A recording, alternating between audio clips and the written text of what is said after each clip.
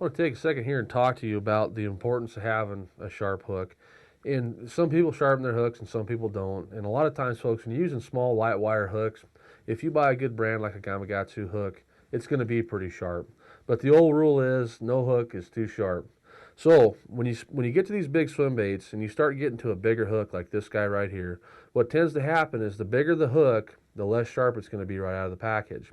And what I want to do is show you the technique that I use to sharpen my hooks. What I'm going to do here, I'm going to use this big treble hook so you can get a feel for what I'm doing.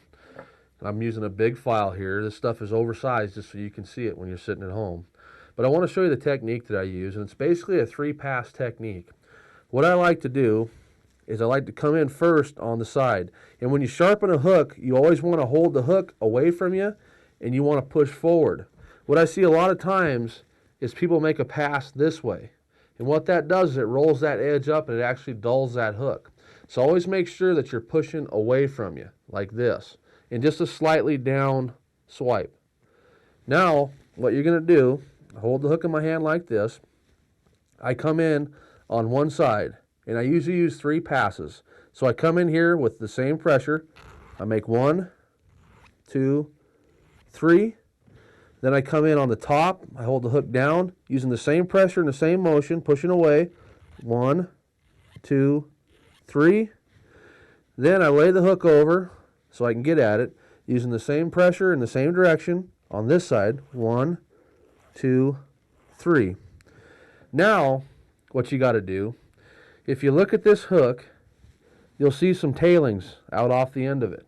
What you got to make sure and do is before you use this hook, is just come in here and pull those filings off. That's just where you've pushed that metal over and it's just rolled over the edge.